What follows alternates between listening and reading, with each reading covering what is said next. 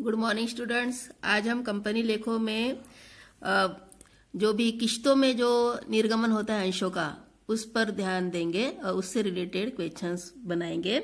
तो प्रश्न है, शर्मा एंड कंपनी ने 50 रुपया नहीं शर्मा एंड कंपनी ने प्रति 20 रुपये वाले 10,000 अंश निर्गमित किए। सभी अंशों के लिए आवेदन प्राप्त हो गए। इन पर राशियां है: आवेदन पर 5 रुपया, आवंटन पर 10 रुपया, 5 रुपया याचना पर और अंशों का आवंटन कर दिया गया। सभी राशियां यथा समय प्राप्त हो गई है। आवश्यक जर्नल प्रविष्टि बनाइए। तो इस प्रश्न में जो भी 20 रुपये वाला जो अंश था, 10,000 अंश कंपनी निर्गमित करना चाह रही है, मतलब कि कंपनी 10,000 अंश बेचना चाह रही है। प्रत्येक अंश का मूल्य 20 रुपया है, परंतु ये जो 20 रुपया जो है वह एक समय में प्राप्त नहीं करना चाहती कंपनी। इस 20 रुपये को वह अलग अलग किश्तों में प्राप्त करना चाहेगी।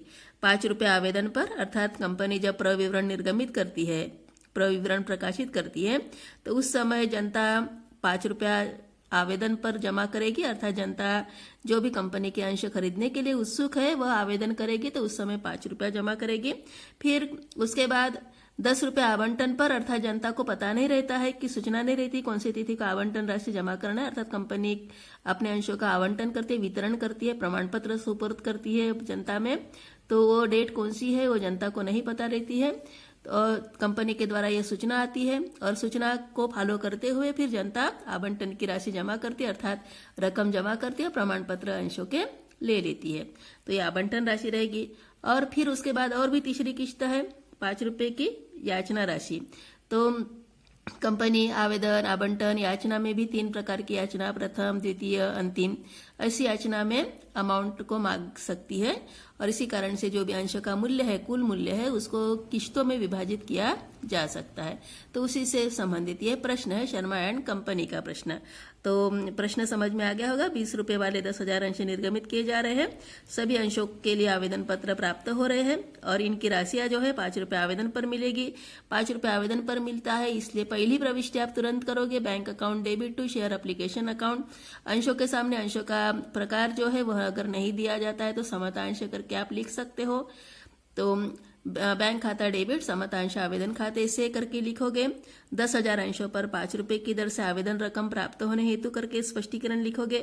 इंग्लिश में लिखना है तो being application amount receive on 10,000 share at the rate of 5 rupees per share. तो इस प्रकार की पहली प्रविष्टि करोगे। फिर उसके बाद आवेदन पर रकम आपको प्राप्त हो चुकी है।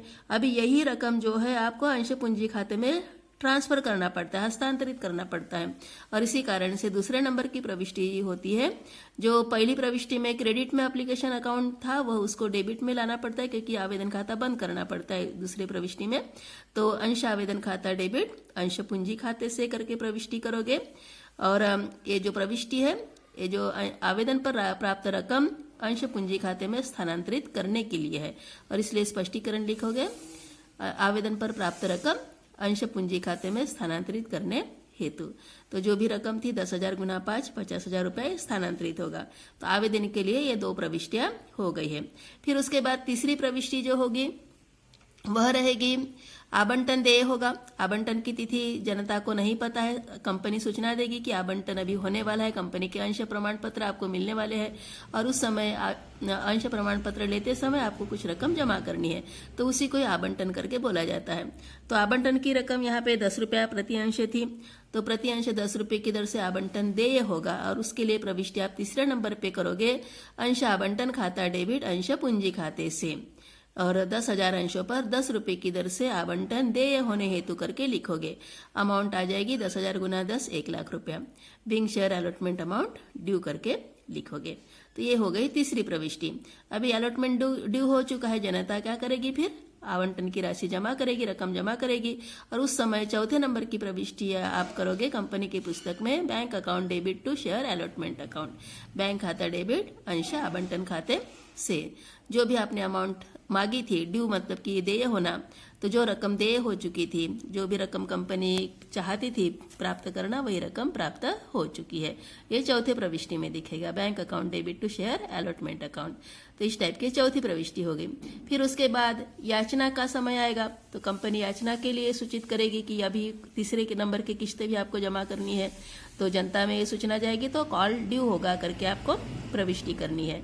तो उस समय प्रविष्टि 5वें नंबर की होगी अंश याचना खाता डेबिट अंश पूंजी खाते से, अर्थात share call account debit to share capital account बिल call amount due on 10,000 share at the rupees of 5 rupees per share. तो इस टाइप से तीसरे नंबर की प्रविष्टि होगी 10,000 गुना 5 50,000 रुपया। तो ये 5वीं प्रविष्टि हो गई। कॉल यहाँ पे देय हो चुका है, याचना की रकम देय हो चुकी है 5 रुपए की दर से। और फिर उसके बाद 6वें नंबर की प्रविष्टि याचना राशि भी जनता जमा कर रही है और इसलिए 6वें नंबर की प्रविष्टि याचना रकम प्राप्त करने के लिए बैंक खाता डेबिट अंश याचना खाते से। तो ये 6वें नंबर की प्रविष्टि रहेगी। जो भी रकम आपने देय की थी, ड्यू की थी 5वें प्रविष्टि में, वही रकम आपको 6वें प्रविष्टि में प्राप्त हो जाएगी। 10,000 गुना 5 बराबर 50,000 रुपया।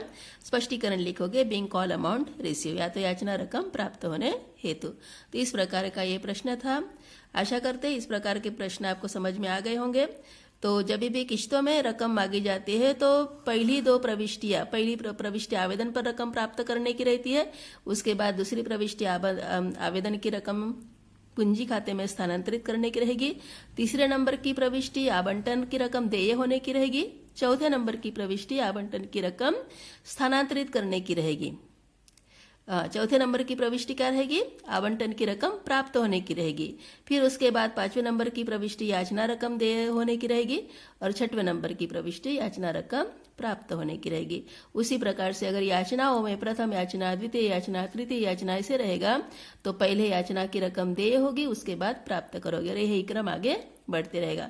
तो शुरू की 2 प्रविष्टियां और फिर उसके बाद तीसरी प्रविष्टि, इसमें विशिष्ट ध्यान देना है। पहली प्रविष्टि में आवेदन की रकम प्राप्त होती है, दूसरी प्रविष्टि में आवेदन की रकम अंश पूंजी खाते में स्थानांतरित होती है, तीसरे नंबर की प्रविष्टि में आवंटन की रकम देय होती है, चौथे नंबर की प्रविष्टि में आवंटन की रकम को हमें प्राप्त करना पड़ता है, 5वें नंबर में प्रथम याचना देय होगी, 6वें नंबर पे याचना प्राप्त होगी, फिर आगे द्वितीय याचना देय होगी, फिर प्राप्त होगा, ऐसे ही क्रम आगे बढ़ते रहेगा। तो इस प्रकार का प्रश्न, आशा करते हैं इस प्रकार के प्रश्नों को आप ठीक से प्रैक्टिस करोगे और समझ लोगे। तो बिल्कुल सरल प्रकार के क्वेश्चन है, बस शुरू की 3 प्रविष्टियों पर अगर आपका पूर्ण ध्यान है तो बाकी की प्रविष्टियां क्या होती है, तीसरी चौथी के समान ही अन्य प्रविष्टियों का रिपीटेशन हो जाता है। बस आपको आवंटन की जगह पे याचना, प्रथम याचना, द्वितीय याचना, तृतीय याचना ऐसे शब्द लिखने पड़ते हैं। तो ठीक है, प्रश्न की तैयारी अच्छी तरह से करो।